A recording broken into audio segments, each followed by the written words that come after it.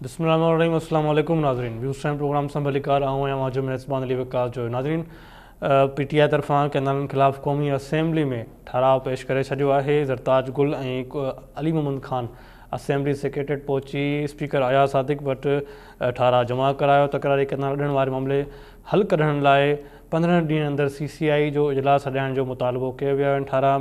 में चयो वियो आहे त पाणी मामले ते संजा ख़दशा ख़तमु कया वञनि। 60 ॾींहं अंदरि इर्सा अथॉरिटी तरफ़ां पाणी मौजूदगी बाबति जारी कयल सर्टिफिकेट बि गैर जानबदार ऑडिट कराए चोलिस्तान मनसूबे ते अमल दरामद रोकियो वञे। इहो ठाराव में लिखियो वियो आहे PTI तरफ़ां। इन मामले ते पंहिंजे पैनल सां ॻाल्हि ॿोल कंदासीं। ॿियो नाज़रीन सां इशू इहो आहे त वॾे वज़ीर सईद मुराद अली शाह स्टील मिल सां लाॻापियल स्कूल हॉस्पिटल्स ऐं कॉलेजिस खे हलाइण लाइ पंहिंजे कंट्रोल में वठण जो ऐलान करे छॾियो आहे। गुज़िरियल ॾींहुं वॾे वज़ीर हाउस में स्टील मिल इंतिज़ामिया ऐं ट्रेड यूनियन जे वफ़द जी मुलाक़ात थी, जंहिंमें वॾे वज़ीर तरफ़ां इहो ऐलान कयो। वॾे वज़ीर चयो त स्टील मिल्स जी बहाली लाइ 700 एकड़ ज़मीन रखी वई आहे। वज़ीर आज़म शहबाज शरीफ़ सां बि 1317 जेके मुलाज़िम कढिया विया बरतरफ़ कराया विया, उन्हनि जी बहाली लाइ वज़ीर आज़म शहबाज शरीफ़ सां ॻाल्हाईंदुसि। इन मामले ते पंहिंजे पैनल सां ॻाल्हि ॿोल कंदासीं। पैनल में जिन मूंखे जॉइन कयो आहे उन्हनि जो तारुफ़ करायां। सीनियर तज़निगारन इनाम शेख साहब, सीनियर तज़निगारन प्रोफेसर इनाम भट्टी साहब, सीनियर तज़निगारन इदरीस लिगारी साहब ऐं सीनियर तज़निगारन प्रोफेसर सईद अहमद रिड साहब असांखे पैनल में जॉइन कयो आहे। इनाम शेख साहब प्रोग्राम जी शुरूआत त पहिरीं अवां कंदासीं। सर PTI तरफ़ां कैनाल्स ख़िलाफ़ क़ौमी असेंबली में ठाराव पेश करे छॾियो आहे। असेंबली सेक्रेटरीट पहुची स्पीकर आया सादिक वटि PTI जे ज़रताज गुल ऐं अली मोहम्मद ख़ान तरफ़ां ठाराव जमा कराया वियो आहे। सर तव्हां छा कमेंट्स कंदा इन मामले ते? ॾिसो, इहो इनखे मां त हिकिड़ो वेलकमिंग स्टेप थो सम्झां। PTI खे खोड़ कम पहिरीं करणा हुआ ऐं 8-10 साल पहिरीं PTI खे सिंध में वॾो ग्राउंड हो पंहिंजे पॉलिटिक्स खे फैलाइण जो। ऐं जेकॾहिं हिकु कॉम्पिटेटर तौर ते सिंधी माण्हुनि जे एजेंडा खे खणी PTI अॻिते हलिया त अॼु उनजा सिंध में रूट्स हुजनि हा ऐं उनखे चङी ख़ासी सियासी सपोर्ट मिली आहे। बहरहाल उनजे हूंदे बि जेका कुझु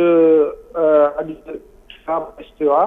उहा हिकिड़ी आहे त पंहिंजी पॉलिटिकल जेको आहे बेनिफिट वठण जो हिकिड़ो तरीक़ेकार या अपोज़िशन पंहिंजो हुकुमरान धुर में हिकिड़ो बीछो वधाइण जे हवाले सां स्टेप आहे। पर बहरहाल उहो असां सिंधवासियुनि जे लाइ इन जे करे बहितर आहे त सिंधवासियुनि जी ॻाल्हि हिकिड़े वॾे हायर फोरम ते पेश थी आहे ऐं उनखे भली लफ़्ज़ी तौर ते पीपल्स पार्टी बि क़बूल कयो आहे, PTI बि क़बूल कयो आहे ऐं उन PTI जे ठाराव पेश करण सां असांजा जेको मुतालबो आहे उहो लेजिटिमेट थी वियो आहे। उनखे वधीक स्ट्रेंथन थियो आहे ऐं वधीक उन ते फोकस थियो आहे। ज़ाहिर आहे त इहा ॻाल्हि हाणे पीपल्स पार्टी जे लाइ इम्तिहान क्रिएट करे वरितो आहे। इन ॻाल्हि जेका गुज़िरियल 2-3 महीननि खां मुसलसिल पंहिंजो स्टांस चेंज कंदी थी रहे। यानी हुनजो हिकिड़ो MNA चए थो त असां ठाराव पेश कयो आहे, ॿियो चए थो न असां ठाराव पेश न कयो आहे, असां पॉइंट ऑफ ऑर्डर ते मसइले जी निशानदही कई आहे ऐं कहिड़ी भला को कहिड़ी ॻाल्हि थो करे। हाणे इहो पीपल्स पार्टीअ जे लाइ इम्तिहान थी वियो आहे त हिकु उहा सियासी जमात जंहिंजो हुनजे स्ट्रांग होल्ड में PPA जे स्ट्रांग होल्ड में को वॾो अहिड़ो पावर कान्हे, पर उन सिंध जे हिकिड़े वॾे इशू खे हाईलाइट करे क़ौमी असेंबली जहिड़े फोरम ते आंदो आहे ऐं जेका जमात सिंधी माण्हुनि खे रिप्रेज़ेंट करे थी, जंहिंखे वधि में वधि वोट मिलिया आहिनि या सीटूं मिलियूं आहिनि या ॾियारियूं वयूं आहिनि, बहरहाल उहा सिंध जे हिकिड़े वॾे एरिया जी नुमाइंदगी करे थी। उहा जमात मुसलसिल पंहिंजे वोटर्स सां ऐं पंहिंजे जेको आहे सो कॉन्स्टिट्यूएंसी सां हिकिड़ी गेम ऐं ड्रामो खेॾंदी थी रहे ऐं मुसलसिल उनखे उन सां कूड़ ॻाल्हाईंदी थी रहे। मां सम्झां थो त इन ठाराव खे न रुगो पीपल्स पार्टी पर ॿियूं जेके बि जमातूं आहिनि, ANP आहे, JUI आहे या मैंगल ग्रुप आहे ऐं ॿिया सिंध बलूचिस्तान केतिरी जूं ऐं इवन पंजाब जूं कुझु जेके अहिड़ी जमातूं आहिनि उन्हनि खे अॻिते अचणु खपे ऐं हिकु अहिड़ो इशू जेको इशू कूड़ ते मुबनी आहे जेको जंहिंजो बुनियाद अवेलेबल डेटा खां ॿाहिरि हिकिड़े ज़िद जे बुनियाद ते आहे ऐं जंहिं इशू सां सवाइ सेंट्रल पंजाब जे को बि माण्हू मुतफ़िक़ कोन्हे, चाहे उहे सराइकी हुजनि, चाहे बलोच, पठान ऐं ॿियूं जेके कम्यूनिटीज़ आहिनि, सिंध जो त मसइलो ई आहे। तंहिंजे करे इन ॻाल्हि खे साराइणु खपे ऐं पोइ PTI खे हिकु सियासी जमात तौर ते सिंध में वधीक मुतहरिक थियणु खपे। न सिर्फ़ु एतिरो पर सिंध जे इशूज़ ते जेतिरो घणो खुलियल ऐं वाज़ स्टैंड वठंदी ओतिरो हुनखे सियासी तौर ते फ़ाइदे मिलण जा इम्कान बि आहे। अच्छा, इनाम शेख साहब, सर पीपल्स पार्टी असां ॾिसूं सर सूबे में पीपल्स पार्टी जो सिंध सूबे में मतलब हुकूमत आहे, सिंध में एहतजाज केनाल्स ख़िलाफ़ सरी सिंध में एहतजाज थी रहिया आहिनि। पीपल्स पार्टी तरफ़ां PTI तरफ़ां सर ठाराव जमा कराया विया जंहिं पीपल्स पार्टी खे इहो क़दम खणणु खपे या उन्हनि तरफ़ां इहो ठाराव जमा करणु खपे? साईं ॾिसो न, पीपल्स पार्टी त पहिरें ॾींहं खां इन इशू खे या स्लो डाउन करण जी कोशिश में आहे, या इन खे एजेंडा खां ॿाहिरि करण जी कोशिश में आहे, या इन ते मुसलसिल ग़लति बयानी करे रही आहे। हालांकि उनखे इहा ॻाल्हि अलाए छो सम्झ में नथी अचे उनजी क़यादत खे, ही जेको ईरा आहे इन ईरा में का बि शइ लिकणु तक़रीबन नामुमकिन थी वई आहे। तव्हां जंहिं शइ जी तरदीद कयो था उन शइ जे अगेंस्ट में तव्हांजा मुखालिफ़ डेटा खणी था अचनि, अंग अखर खणी था अचनि, सबूत खणी था अचनि, जेके सोशल इलेक्ट्रॉनिक मीडिया जे ज़रिए माण्हू पंहिंजे पाण वेही था ॾिसनि। इहो ई सबबु आहे त हीअ जेका तव्हां पाणीअ वारी तहरीक खे एनालाइज़ कंदव त इहा लीडरनि खां, इन में आम माण्हू जो रोल लीडरनि खां बि मथां हुओ आहे। कंहिं बि ॿार खे ॿाराड़ीअ जे रते देरे जे चाहे कंहिं वाहण जे ॿार खे कंहिं न चयो आहे त इहो पाणी छा मसइलो थींदो आहे, हुन सम्झी वरितो आहे त इहो सिंध जे ख़िलाफ़ु आहे। पढ़ियल लिखियल माण्हुनि, अदीबनि, दानेश्वरनि, वकीलनि, शाइरनि, चाहे मज़दूरनि, हारियुनि, हर माण्हू पंहिंजी हिन जदोजहद में कॉन्ट्रीब्यूशन कयो आहे सवाइ पीपल्स पार्टीअ जे, जंहिंजो सदर हिन महिल त अलाए जीअं गॾह जे मथे तां सिंह गाइब थी विया, अलाए काॾे गाइब थी विया, का ख़बर कान्हे। अॼु बीमार आहे, अॼु ठीकु आहे, अॼु इम्प्रूविंग आहे अॼु। ऐं हुनजो जेको चेयरमैन आहे उहो पढ़ियल लिखियल नौजवान थी करे हिकिड़ो परॾे मां ग्रेजुएशन करण जे बावजूदि रुगो शहीद जी हिकिड़ी डिबकी थो वॼाए, का हुन वटि एजेंडा कान्हे, को सिंध जे मसइलनि ते हुनजो स्टैंड कोन्हे को, ऐं रुगो अदाकारीअ जे चकर में आहे, रुगो जेको आहे सो भुटे साहब जी कापी करण जे चकर में कफ़ खोले ऐं ॿुधाए त मां बि भुटो थी वियो आहियां। इहो हिकिड़ो तरीक़ेकार हिननि खे तमामु महांगो पवंदो ऐं हिननि जे सियासी जेको मुस्तक़बिल आहे उन ते तमामु बुरा असर ॾींदो। हिननि जे लाइ बहितर आहे त ॾिसो, मां IR जो स्टूडेंट आहियां, असां रुगो उन्हनि जनरलनि खे अज़ीम न सम्झंदा आहियूं जेके जंगियूं खटंदा आहिनि, असां उन्हनि खे बि अज़ीम सम्झंदा आहियूं जेके हारायल जंग में घटि नुक़सानु कंदा आहिनि। हिननि खे हिनखे चइबो आहे हाउ टू कट द लॉसेस। त हिननि खे पंहिंजी पार्टी खे बरक़रार रखिणो आहे ऐं वधीक नुक़साननि खां बचिणो आहे त सिंधी माण्हुनि जी ॻाल्हि खे चङी तरह वरनाइनि, उनजो प्रॉपर फोरम ते खणनि ऐं एहतजाज करे हर सतह ताईं हलिया वञनि। इन में ई हिननि जी बका आहे। अच्छा, इनाम शेख साहब, तव्हां सभु हिन ते बि असांखे ओपिनियन ॾेई वठिजो त सर वॾे वज़ीर मुराद अली शाह स्टील मिल्स जा हॉस्पिटल्स, स्कूल्स ऐं कॉलेजिस खे पंहिंजे तहवील में वठण जो ऐलान कयो आहे। हुन चयो आहे त 100 बिस्तरनि वारी अस्पताल, स्कूल ऐं कॉलेजनि खे सिंध हुकूमत हलाईंदी ऐं 4 हफ़्तनि अंदरि समूरा मामला हल कराया वेंदा। ऐं वॾे वज़ीर आज़म शहबाज शरीफ़ सां बि 1317 जेके मुलाज़िम बरतरफ़ कया विया उन्हनि जी बहाली हवाले सां बि वज़ीर आज़म सां ॻाल्हाईंदुसि। सर, इन ते तव्हांजो छा ओपिनियन आहे? ॾिसो, स्टील मिल जा मुलाज़िम वॾे अरसे खां पंहिंजे तकलीफ़ुनि ऐं परेशानियुनि में हा, उन्हनि खे आथत मिली आहे, उनखे मां हिकिड़ो बहितर अमल थो सम्झां। पर पहिरीं ॻाल्हि इहा ॾिठी वञे त इहो बहरान फिक्स त कयो, इहो पैदा कंहिं कयो आहे हिकिड़ो। ॿियो त इहो इदारो बुनियादी तौर ते फेडरल गवर्नमेंट जो आहे न, त हिननि खे टपो ॾेई पघारूं ॾियण जी कहिड़ी ज़रूरत आहे? इहे सभु कुझु करण जी कहिड़ी ज़रूरत आहे? जॾहिं वफ़ाक़ जो इदारो आहे त वफ़ाक़ खां फंड्स वठो। वफ़ाक़ खे मजबूर कयो त उहे हिकिड़े बीमार सनत खे, जेके ख़ुदि वफ़ाक़ जे रिटायर्ड फौजियुनि ऐं जेके पंजाबी एडमिनिस्ट्रेटर्स आहिनि उन्हनि ई तबाह कयो आहे हिन ॻाल्हि उहे वफ़ाक़ सां तालुक़ु रखंदा जी त हे असां हे पढ़ाई शादी में अब्दुल्ला दीवाना वारो किरदारु आहे पर तव्हांजो छा वञे असां रोड पंहिंजे पैसनि सां था ठारायूं असां जेको आहे वफ़ाक़ जा इदारा पंहिंजनि पैसनि सां था हलायूं असां हे फलाणा कम पाण था करायूं तव्हांखे हराम जो पैसो मिली वियो आहे तव्हां जेको आहे ॿाहिरियुनि एजेंसियुनि खां पैसा वठी व्याजनि ते कर्ज़ वठी ऐं हिते तव्हां अंधा मंदा प्रोजेक्ट वेठा था हलायो ऐं वफ़ाक़ में जेको तव्हांजो मालियाती हिसो आहे उहो वठण में नाकाम आहियो वफ़ाक़ खां डेवलपमेंट प्रोजेक्ट वठण में नाकाम आहियो वफ़ाक़ खां पंहिंजो हिसो वठण में नाकाम आहियो ऐं वफ़ाक़ इन पोज़ीशन में अची वियो आहे जो मुल्क जो वज़ीर आज़म जेको आहे सो भले हिकिड़े आकड़ मां बि चए थो मां गौर कंदुसि त सखर हैदराबाद जो मोटर वेठे छो गौर कंदो ही सिंध जो हक़ आहे सिंध मां ई मोटर वेठाइणु खपंदो हो सिंध मां ई सॼो बिज़नेस ऐं वापारु थिए थो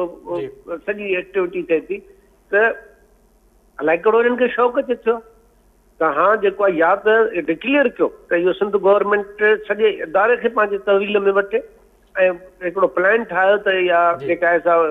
हिनखे स्टील मिल खे हलाए तव्हां खां का मिनिस्ट्री सवली कोन थी हले तव्हां खां को डिपार्टमेंट सवलो कोन थो हले को हिकिड़ो सक्सेस स्टोरी त ॿुधायो जेको तव्हां खां हलंदो हुजे हाणे हिकिड़ी उन अफ़रेत में बला में हथु विधो अथऊं जंहिंखे को बि खणण खां लाचार ऐं बेज़ार इदारो बहाल थियणु खपे वफ़ाक़ जे फंड्स ते थियणु खपे ऐं वधीक फाइनेंशियल बोझ न पवणु खपे हे त हाणे जेको हिननि ते सियासी दबाव क्रिएट थियो आहे उन जे लाइ पोइ जंहिंखे ॾिसनि था उनखे डोड़ी वञी था भाकुर पाइनि जेके मसइला हल थियण जोगा न बि आहिनि उन्हनि खे बि हल करण जी कोशिशि था कनि हे उन स्ट्रेटेजीअ जो हिसो आहे जीअं ई हिननि तां प्रेशर हटंदो हिननि जूं वरी उहे ॻाल्हियूं हूंदियूं जेके तव्हां हर इदारे में ॾिसो था पब्लिक सर्विस कमीशन खां वठी ऐं हर इदारे ठीकु आहे इनाम शेख साहब इनाम भट्टी साहब तव्हांखे आवाज़ अचे पियो सर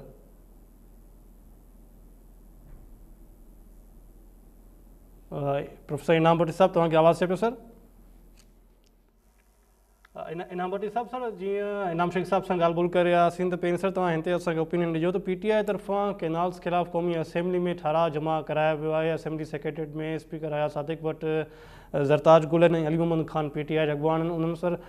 ठाराह जमा कराया विया ठाराह में इहो चयो आहे त सिंध जा ख़दशा फौरी ख़तमु कया वञनि ऐं 15 ॾींहंनि जे अंदरि CCI जो इजलास तलब कयो वञे सर तव्हां छा कमेंट्स कंदा हिन ते महिरबानी अली वकास आउं सम्झां थो त जेका पेशरफ़्त सिंध सां तालुक़ु रखंदड़ पीपल्स पार्टी जेका दावा पई करे त केनालनि जे ख़िलाफ़ आहे ऐं उहा हर हंधि ते उन जेका असां मुखालफ़त कंदी उन्हनि असेंबली फ्लोर ते तकीरूं त कयूं पर करारदाद जमा कोन कराई ऐं पोइ उन लाइ जवाब दलील खणी केतिरा बि ॾींदा रहिया असेंबली जे अंदरि जॾहिं बि का करारदाद पेश कबी आहे जिन जो असुल मसइलो हूंदो आहे उहे उन लाइ लॉबिंग करण जे लाइ पंहिंजा राब्ता इस्तेमालु कंदा आहिनि हींअर PTI जेका करारदाद जमा कराई आहे उन्हनि खे उमेद इहा आहे त पीपल्स पार्टी सिंध सां तालुक़ु रखे थी ऐं इशू सिंध जो आहे त हू हुन ते वोट कंदी हाणे ॾिसिजे त हू हुन ते पीपल्स पार्टी वोट करे थी या नथी करे पर हिकिड़ी ॻाल्हि में PTI खे जस हुजे जंहिंजे ख़िलाफ़ु हिननि सभिनी पे चयो त PTI कॾहिं बि सिंध जे मुफ़ादनि वटां का बि अहिड़ी शइ न कंदी कहिड़े बि क़िस्म जी कहिड़े बि PTI जे इजलास काल करण जी ऐं चोलिस्तान केनाल ते फ़िलहाल अदावत खे रोकण जे लाइ ऐं सिंध जे मौक़ुफ़ खे ॿुधण जे लाइ जेका हुननि करारदाद पेश कई आहे ऐं सम्झां थो उहो हिकिड़ो बहितरीनु क़दम आहे हाणे ज़रूरत इहा आहे त पीपल्स पार्टी ऐं सिंध जी जेका ॿी आहे जमायत जिन खे नुमाइंदगी आहे MKN उन्हनि जो ॾिसिजे त किरदारु कहिड़ो आहे माज़ी में बि उन्हनि जो किरदारु अहिड़ो रहियो आहे जॾहिं बि का ॿी जमायत सिंध जे मुफ़ादनि वठण को बि बिल जेकॾहिं पेश कंदी आहे त उन वक़्तु हू उन सां गॾु बीहण लाइ तयारु न हूंदा आहिनि ऐं न रुॻो इहो पर कॾहिं कॾहिं त संदन जमायत जे माण्हुनि जे तरफ़ां जेकॾहिं को बिल पेश कयो वेंदो आहे उन ते बि अरहा थींदा आहिनि त पार्टी जो फ़ैसिलो कोन्हे तंहिंजे करे तव्हां इहो बिल छो पेश कयो जंहिंजो सबूत माज़ी में तव्हां वञी रिकॉर्ड खोलींदो त मरहूम यूसुफ तालपुर जेको आहे उन सिंधी ॿोली क़ौमी ॿोली जे लाइ करारदाद पेश कई त उनखे जेका आहे उहा पेश करणु न ॾिनी वई या पेश करण खां पोइ उनखे जेको आहे सो टैकल न करणु ॾिनो वियो त इहे सभु शयूं माज़ी में पीपल्स पार्टी कंदी रही आहे हाणे बि ॾिसिजे आया पीपल्स पार्टी इन करारदाद में वोट उनजे सपोर्ट में करे थी या सिर्फ़ु इहो दलील ॾींदी त न इहा असांजी करारदाद न आहे ऐं इहा PTI जी आहे असां अलॻि सां कयूं उनजी PTI सपोर्ट करे त इहो तरीक़ो जेको हूंदो आहे उहो साफ़ ज़ाहिर हूंदो आहे त हू उन खां भॼण था चाहिनि। त माज़ी में वरी अहिड़ो रवैयो सिंध जे अंदरि बि सिंध असेंबली में पीपल्स पार्टी जो रहियो आहे त जॾहिं कालाबाग डैम जे ख़िलाफ़ जेकॾहिं को रिथ ॿियो पेश कंदो त पीपल्स पार्टी उन खां भॼंदी ऐं हुनजे लाइ इहो हूंदो त असांजी रिथ जेका आहे सा अचे त पोइ उन में सभु सपोर्ट कयो। त इहे सभु शयूं जेके आहिनि माज़ी में पीपल्स पार्टी जो रिकॉर्ड इन क़िस्म जो रहियो आहे। हाणे बि उमेद इहा थी कजे ऐं यकीनी तौर ते जेकॾहिं सिंध जे माण्हुनि खे हाणे विजिलेंट रहणु खपे ॾिसनि त इन करारदाद जे टेकअप थियण खां पोइ पीपल्स पार्टी जो ऐं MQM जो रोल कहिड़ो थो रहे।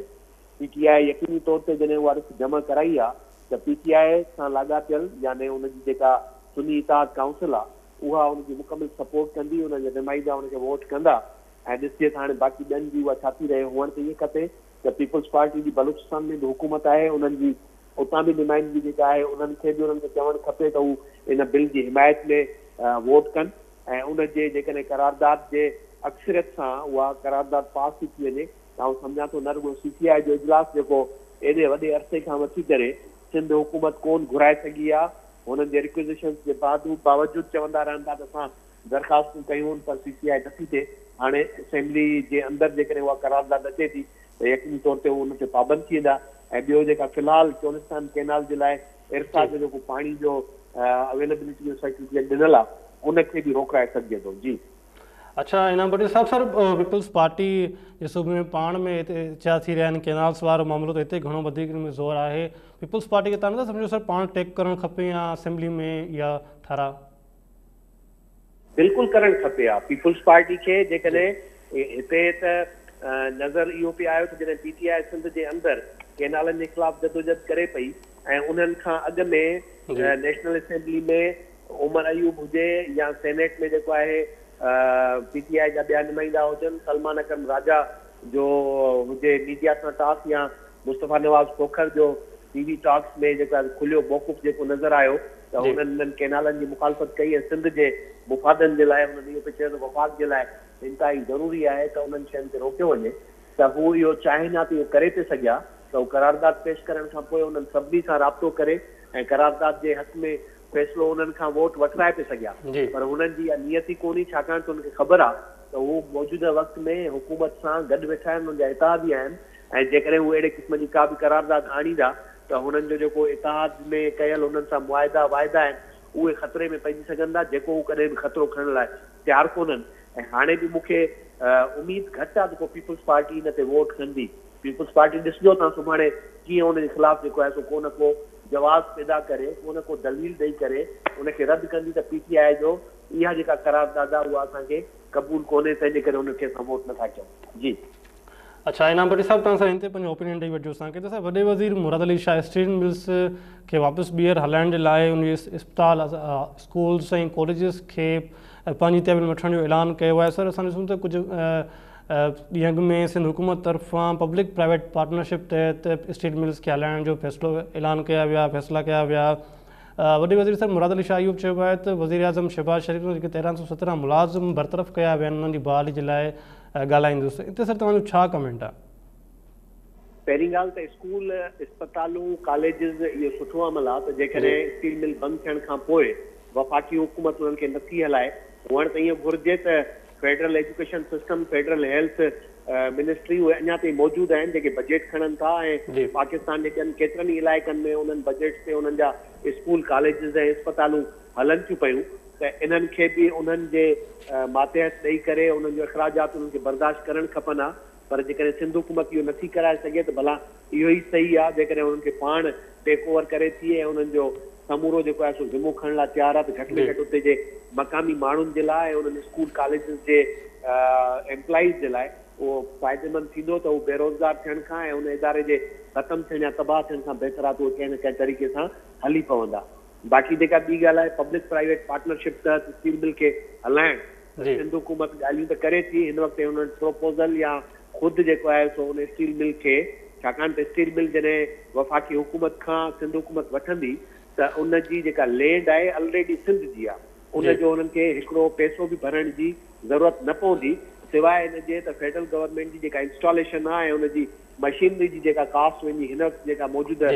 वैल्यू थिए थी उन में हू नेगोशिएट करे वठी सघे थी। सिंध हुकूमत चाहे त इहो बहितर क़दम आहे त पब्लिक प्राइवेट पार्टनरशिप में कंहिं बि ॿाहिरि मुल्क जी कंहिं सीड़पकार कंपनी खे पाण सां गॾु खणी करे ऐं स्टील मिल खे हलाइण जो इहो क़दम खणणु खपे। पर माज़ी में या हींअर बि पीपल्स पार्टी खे जेॾी महिल असां इन्हनि शयुनि में ॾिसूं था त हुननि जो गवर्नेंस जो पासो जेको कमज़ोर हुजे थो उन में पोइ ख़दशा ई हुजनि था त ख़ुदा न ख़ास्ता जेकॾहिं बजाए बहितर थियण जे उहा वधीक अञा नुक़सान में वञे, पब्लिक प्राइवेट पार्टनरशिप में वठण खां पोइ वरी अलाह तला बि ही विकिणण जे लाइ ॿियनि मुल्कनि खे विकिणी छॾनि त इहा शइ बहितर कोन थींदी। कंहिं टर्म्स कंडीशन्स ते उहा शइ जेका नाक़ाबिले फ़रोख्त हुजे, नाक़ाबिले ट्रांसफर हुजे त वफ़ाक़ी हुकूमत सां सिंध हुकूमत उहा मिले त उहा पब्लिक प्राइवेट पार्टनरशिप में उनखे हलाइण जो को तरीक़ेकार कढी सघे थी। जी इनाम भट्टी साहब, तव्हां सां सम्झो था त छा स्टील मिल्स ॿीहर रिवाइव थी सघंदी? दुनिया जूं केतिरियूं ई वॾियूं सिक इंडस्ट्रीज़ जेके सालनि जा साल बंदि पयूं हूंदियूं आहिनि, उहे जॾहिं उते जा मुल्क या कंपनियूं पंहिंजे ते ईंदियूं आहिनि त उहे वरी रिवाइव थी वेंदियूं आहिनि। अहिड़ी का अरबी फारसी कोन्हे जो स्टील मिल जेका आहे उहा न हली सघे। पाकिस्तान जे अंदरि वाहिद इहो हिकिड़ो तमामु वॾे में वॾो प्लांट आहे स्टील जो, जंहिंखे जेकॾहिं ही कारगर बणाइणु चाहिनि त उहो बहितरीनु हिकिड़ो प्लांट आहे जंहिंखे हू कारगर बणाए सघनि था। ऐं पाकिस्तान जी जेतिरी खपत आहे, जेका डिमांड आहे स्टील जेका ॿाहिरनि मुल्कनि खां ई पूरी कंदा रहनि था, उन खां बहितर आहे त उनजो पंहिंजो स्टील प्लांट जेकॾहिं प्रोड्यूस कंदो त हू इंटरनेशनल मार्केट में न रुगो फॉरेन एक्सचेंज जेके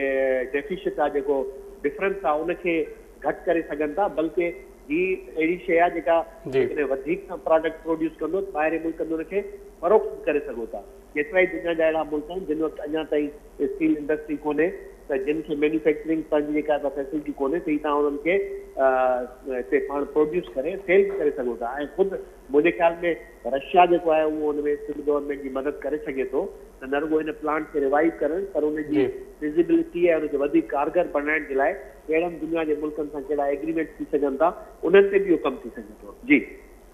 ठीकु आहे इनाम भट्टी साहब। इदरीस तिगारी साहब, तव्हां सां ॻाल्हि ॿुधी इनाम भट्टी साहब जी बि, इनाम शेख साहब जी बि। सर, पंहिंजो तव्हां सां हिन ते कमेंट साइन कजो त PTI तरफ़ां कैनाल्स ख़िलाफ़ु क़ौमी असेंबली में ठराव जमा करायो वियो आहे। PTI जा अॻवान ज़रताज गुल ऐं अली मोहम्मद खान साहब उन्हनि ठराव जमा कराया वियो आहे। ठराव में चयो वियो आहे त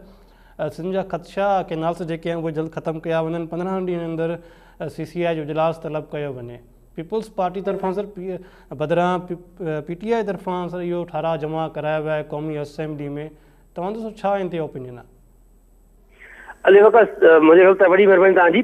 अली वक़्त मुंहिंजे ख़्याल में ॾिसो PTI जेको हिरी जेको असां जेको सुके जेको वाहन वारो इशू आहे ऐं उहो एॾो वॾो हिकिड़ो असांजो मामिलो आहे, सिंधी अवाम जो ज़िंदगी ऐं मौत जो इशू आहे। ऐं उन मामले ते जेका बि पार्टी उहा सिंधी अवाम सां गॾु बीहंदी, उहा सिंध सां गॾु बीहंदी, त असां उनखे हर सूरत में वेलकम कंदासूं, ख़ुशि आमदीद चवंदासूं ऐं उहा हिकिड़ो सुठो सवण आहे। पर हिकिड़ी शइ ॾिसो नोट करण जहिड़ी आहे ऐं उहा यादि रखण जहिड़ी ॻाल्हि आहे त हीउ मसइलो जेको आहे उहो असल सां असां सां ई लॻापियल आहे ऐं उनखे जेको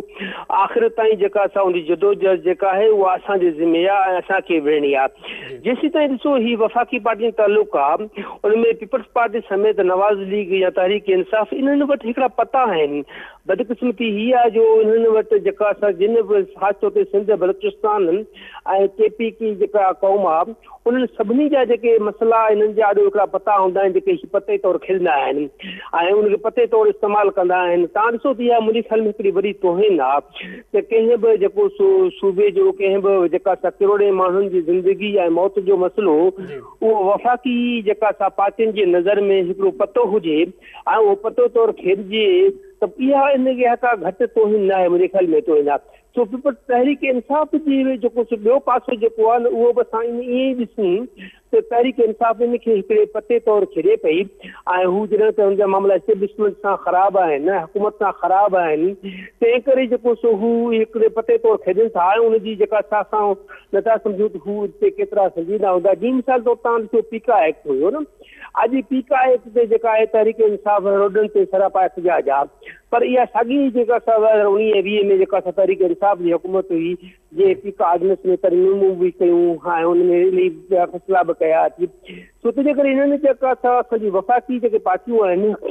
से हुकूमत में हिकिड़ो किरदारु अदा कंदियूं आहिनि ऐं वरी जॾहिं हुकूमत खां ॿाहिरि हुजनि त पोइ हिननि खे हर शइ जी जेका असां मुखालिफ़त ई करणी आहे उहो सुलझियल लॻो पियो आहे। जेसीं ताईं ॿियनि पार्टियुनि जो तालुक आहे उनमें बि मुंहिंजे ख़्याल में जेको सो उन्हनि जी बि जेका खानापूरी हद ताईं त जेको सो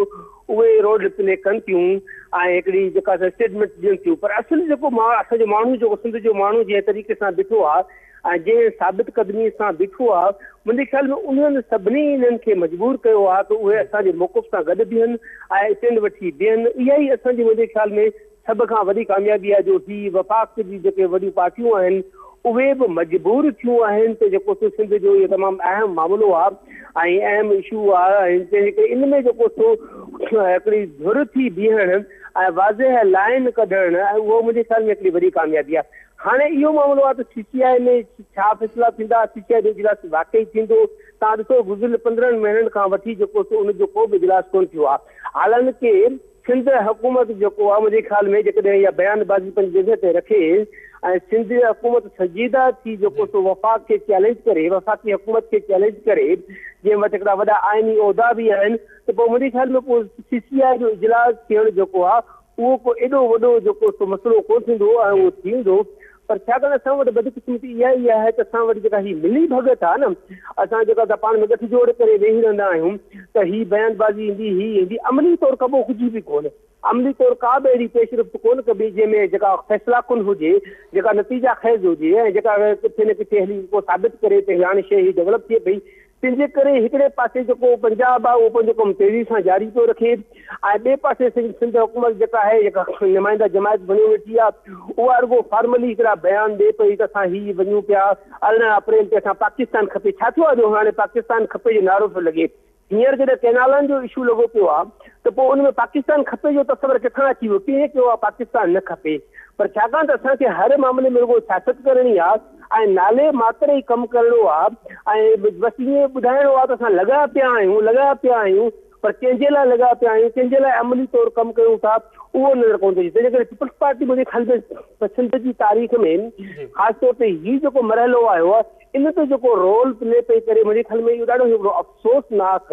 ऐं इंतिहाई जेको सो शर्मनाक जेको आहे उहो किरदारु आहे ऐं सॼी आवाम जेका आहे उहा ॾिसे पई ऐं सॼी आवाम सरापा एहतिजाज आहे। तंहिंजे करे मुंहिंजे ख़्याल में सिंध जी तारीख़ जेका आहे, जद जी तारीख़ जेका आहे उहा रक़म पई थिए ऐं उन तारीख़ में जेको आहे पीपल्स पार्टी जो किरदारु जेको आहे न उहो इहो ई किरदारु आहे जेको माज़ी में असां ॾिठो आहे। तमामु अहम मौक़नि ते जेका असां पीपल्स पार्टीअ जी जेका आवाम जे वसीतर मुफ़ादनि जे उबतड़ अमल करणु ऐं उबतड़ कमु करणु त उहो ई रोल पे करे। तव्हां ॾिसो 4 अप्रैल ते बि बिलावल भुट्टो ज़रदारी साहिब जेको अॻु में पूरो माहौल ठाहियूं 23 मार्च खां वठी त असां जेको सो 4 अप्रैल ते वॾा ऐलान कंदासूं ऐं वॾी जदोजहद जो बि ऐलान कंदासूं ऐं वफ़ाक़ खे असां आख़िरी अल्टीमेटम ॾींदासूं। पोइ असां ॾिठोसीं पियो त उहा जेको सो बिलावल साहिब जो जेको ख़िताबु हुयो, तव्हां ॾिसो त उहो ख़िताब जो जेको सो कहिड़े अंदाज़ सां ख़िताबु हुयो ऐं उन ख़िताब में इहो हुयो त असां 18 अप्रैल ते बसि फ़क़ति वञी जेका असां पाकिस्तान खपे जो जेको जलसो कंदासूं ऐं कैनालनि ते जेको तव्हां ॾिठो त उनजो मौक़िफ़ केॾो थधो ऐं हिकिड़ो बिल्कुलु मुबहम मौक़िफ़ हुयो, ख़बर न पई पवे छा थो चवणु चाहे, कहिड़ो मैसेज ॾियणु थो चाहे। सो मुंहिंजे ख़्याल में PTI जी हिकु हद ताईं जेका आहे इहो PTI सुठो किरदारु अदा कयो आहे ऐं उनखे एप्रिशिएट कयूं था, पर असुलु मामिलो वरी बि असांजो आहे, असांजी सिंधी आवाम जेको आहे उहो हिकिड़ो शानदार किरदारु अदा पई करे। अच्छा इदरीस ज़रदारी साहिब, तव्हां सर पंहिंजो स्टील मिल्स जो जेको मामिलो आहे इन ते पंहिंजो ओपिनियन ॾेई वठिजो। वॾे वज़ीर मुराद अली शाह चयो आहे त स्टील मिल्स जे हॉस्पिटल्स, कॉलेजिस ऐं स्कूल्स खे पंहिंजी तहवील वठण जो ऐलान कयो आहे। उन चयो आहे त 100 बिस्तरनि ते ॿधल हॉस्पिटल, स्कूल ऐं कॉलेजिस खे सिंध हुकूमत पाण हलाईंदी ऐं वज़ीर आज़म शहबाज़ शरीफ़ 1317 जेके मुलाज़िम बरतरफ़ कया विया उन्हनि जी बहाली जे लाइ उन सां ॻाल्हायो वेंदो। सर सिंध हुकूमत सर पहिरीं कुझु ॾींहं में पब्लिक प्राइवेट पार्टनरशिप तहत स्टील मिल्स खे हलाइण जो बि ऐलान कयो। रशिया सां बि सर पैक्ट करण जो बि असां ॻाल्हियूं ॿुधियूं पिए, मीडिया ते रिपोर्ट्स हलियूं, पर वॾे वज़ीर तरफ़ां जेको हीउ ॿीहर उनखे रिवाइव करण जो फ़ैसिलो कयो आहे, तव्हां सां छा कमेंट कंदा, छा इहा ॿीहर रिवाइव थी सघंदी? अरे ॾिसो हिकिड़ा हूंदा आहिनि ऐलान ऐं मुंहिंजे ख़्याल में त ऐलान त सुठी ॻाल्हि आहे। हाणे जेकॾहिं उहो वज़ीर आला साहिब ऐं सिंध हुकूमत इहो ऐलान कयो आहे ऐं आयो बि आहे, भला उन ते अमल थी थो। असुलु शइ ॾिसो आहे अमल जी न। अॻु में बि जीअं तव्हां बि चयो, वज़ीर आला साहिब चयो त असां जेको सो स्टील मिल खे एक्टिव करण जेको सो नए सिरे हलाइण लाइ असां जेको सो रशिया सां ॻाल्हाईंदासूं ऐं जेको सो वॾे वफ़ाक़ सां ॻाल्हाईंदासूं, पर अमली तौरु जेको आहे उते नज़र कोन थो अचे। हाणे बि इहे सभु शयूं आहिनि त असां मुलाज़िम बहाल, अस्पताल, उन में जेको सो पब्लिक प्राइवेट पार्टी जेका पार्टनरशिप तो सभु शयूं मुमकिन आहिनि। इहे सभु शयूं अहिड़ियूं न आहिनि जेके नामुमकिन हुजनि, जेके थी न सघनि। ऐं इहे ज़ाहिर सिंध हुकूमत इन लाइ वेठी आहे, उनजो कमु बि इहो ई आहे त उहा माण्हुनि जी जेका आहे आवाम जी ज़िंदगी में जेके मुश्किलातूं आहिनि, जेके ॾुखायूं आहिनि, जेके तकलीफ़ूं आहिनि, जेके दर्द आहिनि, उन्हनि जी को न को निजात हुजे जेका उहा अचे हुजे। पर बदकिस्मतीअ सां असां वटि जेको आहे न उहो जेको थींदो आहे न उहो वाइदा ॾिबा वेंदा आहिनि। उते शाइर चयो आहे न जैसे सादा लो इंसान को इंसानो को वाइदो पर ई टाला जाता हो। त असांखे को वाइदनि ते जेको आहे, ऐलाननि ते जेको आहे न असांखे उन ते हिकिड़ो जेको आहे न गुज़ारो करण जी हिकिड़ी जेको आहे उन ते जेको असांखे उन आख़िरि में रही टाइम गुज़ारण जी असांजी हिकिड़ी प्रैक्टिस कराई वई आहे। बसि उन्हनि सम्झी वरितो आहे त हिन क़ौम सां रुॻो तव्हां ऐलान करे छॾियो, हिननि माण्हुनि खे वॾा वॾा ऐलान करे ॿुधाए छॾियो, पोइ उनखे को बि फॉलोअप न हुजे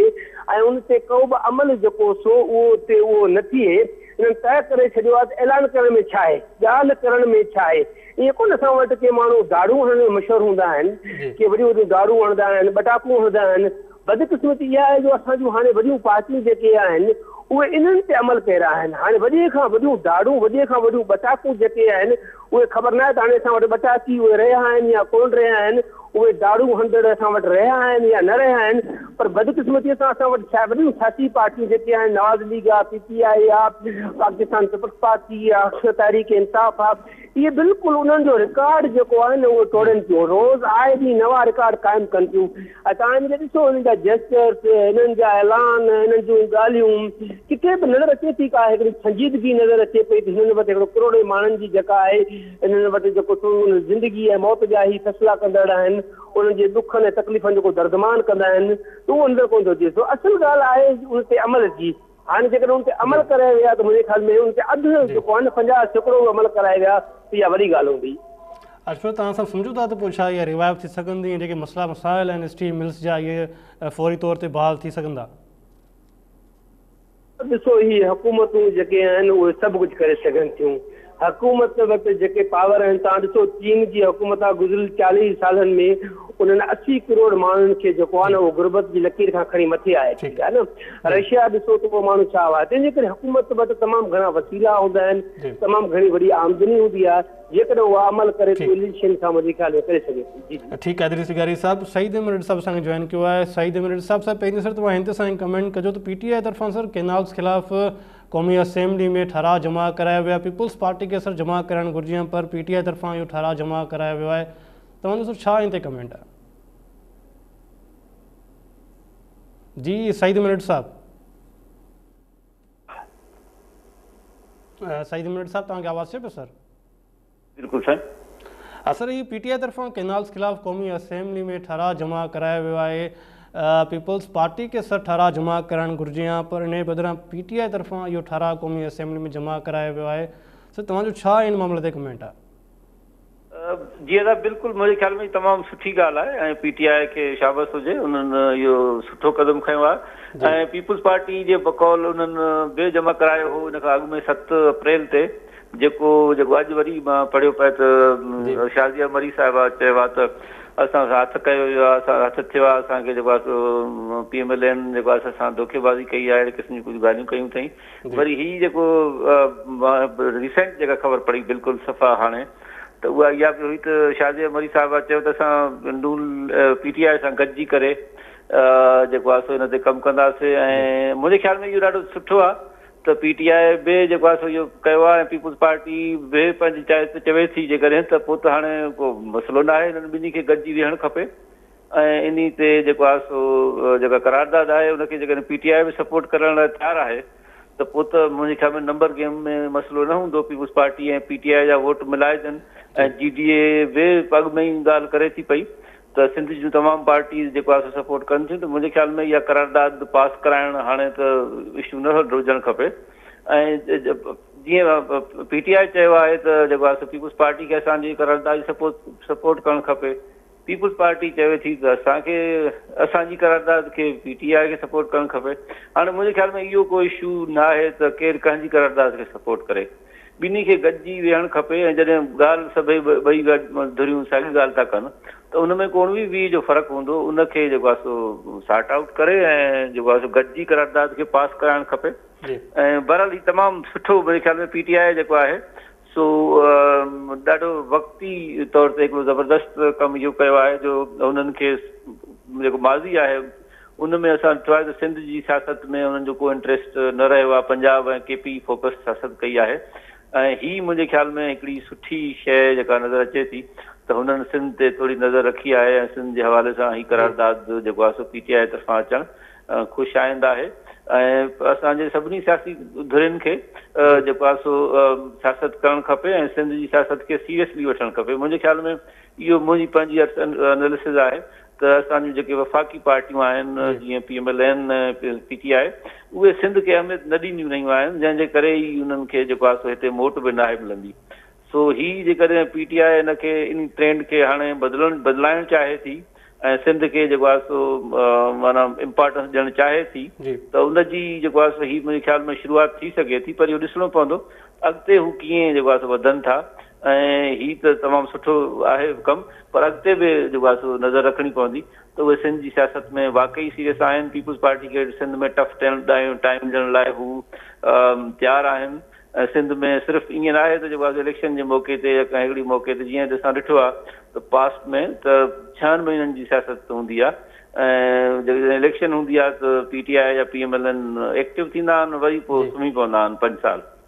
सो हिन दफ़े जेको आहे हीअ अञा इलेक्शन परे आहे ऐं हीअ जेको आहे हीअ कमु हिन शुरू कयो आहे, इन मोमेंटम खे जेकॾहिं हीअ हलाइनि था त इहो जेको आहे सो अॻिते हली करे पीपुल्स पार्टी लाइ मुश्किल सूरत हाल पैदा थी सघे थी, पर इहा तमामु परे जी ॻाल्हि आहे मुंहिंजे ख़्याल में अञा। पर बहरहाल जेको आहे हीअ सुठी,